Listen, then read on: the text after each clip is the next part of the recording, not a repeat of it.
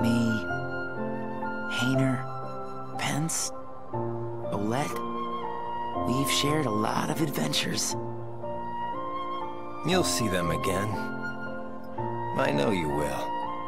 Yeah, you're right. Well, I should go. Sora's waiting for me. Yeah, I suppose he is. Man, this is some good ice cream, huh?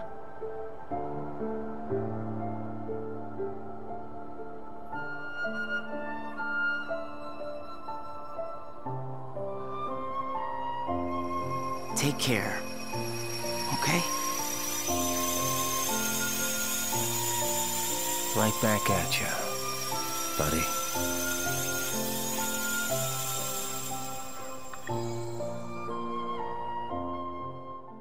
These scenes and moments in Kingdom Hearts, aside from making me tear up a little bit, give the series the heart that keeps bringing Minnie back, or keep people going through the insane or confusing time travel malarkey. But what if this scene in particular didn't mean anything? Would that make the story better? Would you personally like it?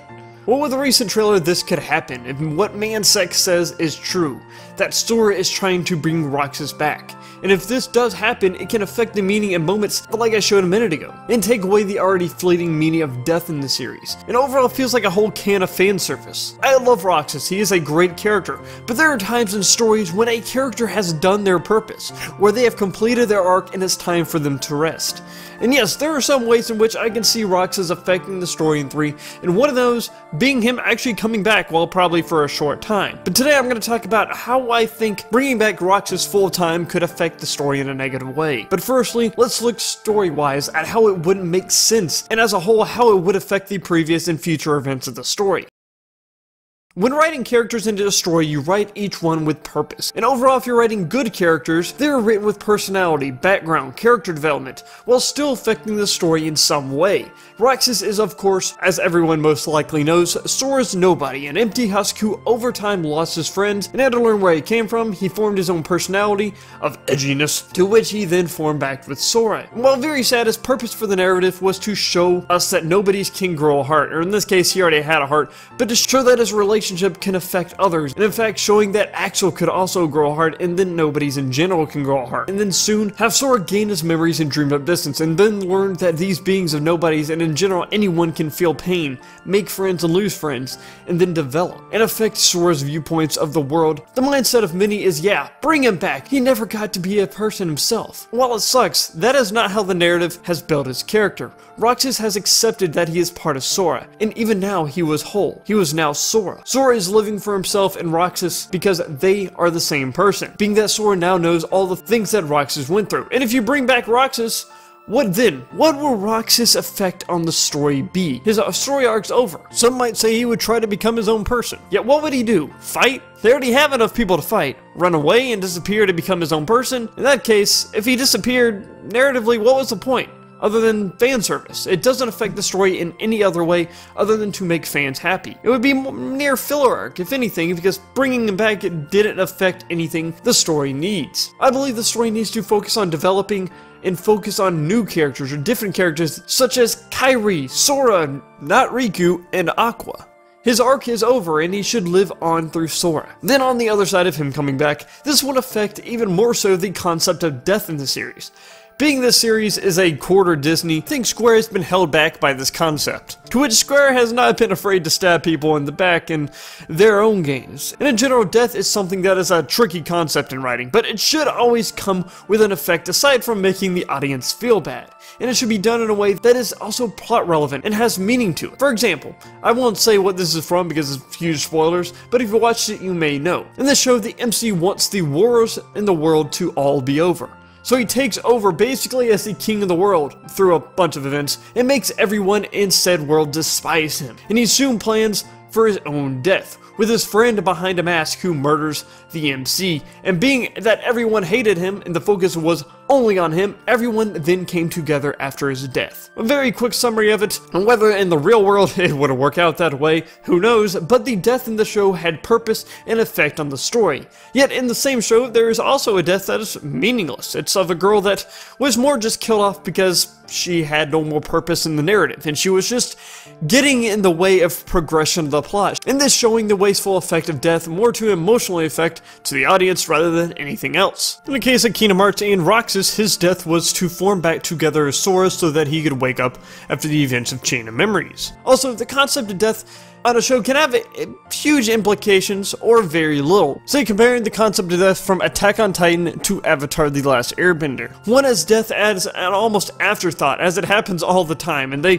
did a poor job of character development in the show, for at least the first season, so it wasn't enough to give meaning to any of them dying, and you kind of become numb to everyone dying after a while. It makes you wonder why you should care about these characters if they're probably gonna die. Well, you can still have shows that can still have meaningful deaths even if there's a whole lot of deaths in the show, like how Game of Thrones does it, where they build up characters to which we would think they would never die, and then all of a sudden they're getting their heads chopped off. But over time, the shock wears off. You start to expect it, but still, the way the show does it, it keeps you on your toes with a well-done balancing act, while Attack on Titan just kind of kept killing people with no really remorse, and everything kind of became numb in the show. And then there's Avatar: The Last Airbender or Korra, who are supposed to be kid-friendly shows, and so when somebody dies, it adds more weight and tension to the story, as he just killed somebody and no one ever dies in the show. So who knows who else then would die.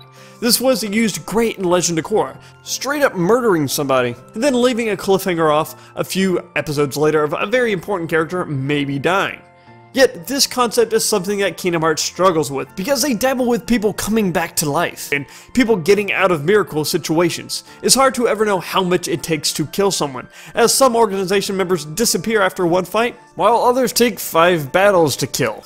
And even though people rarely die in the story, whenever somebody does die, the tension and meaning behind it should go up, such as when Ericus dies. And at that time, that was kind of a shocking thing, and overall a death that made sense, as he was an obstacle that was trying to hurt Ventus, and yet his choice to attack Ventus was very questionable, and there was tension. And Terra fighting and helping to kill him was the final push Xehanort needed to possess Terra. But later, once we found out that all the organization members came back as a whole, it leads to me not being surprised if Ericus also magically appeared, because just randomly bringing back people takes away from the meaning of any previous farewells or moments, and in this case, the effect their life has on other people in the story, and the people watching it. It also gives me the sense if they can bring all these people back, maybe they'll just bring everyone back. That's the concept that the games have brought up, because every time somebody pretty much dies or you think dies, surprise, they're back. That's why the concept of Xion and Roxas coming back isn't so far off, because they've done it multiple times in the series. And they have also hinted at it in Dream Drop Distance. The biggest example of this would be Axel. The death of Axel was sad. He gave up his non-existence for Sora, and all he wanted to do was to see Roxas again. But once we saw Lee was back, that death scene means nothing. That goodbye to Roxas means nothing. While you may get a little sad because you know that they think they're dying or going away, but you know they're just coming back later, so it's not that sad. The emotional impact and meaning behind any of it means nothing. I mean, just look at Dragon Ball Z and Fairy Tail.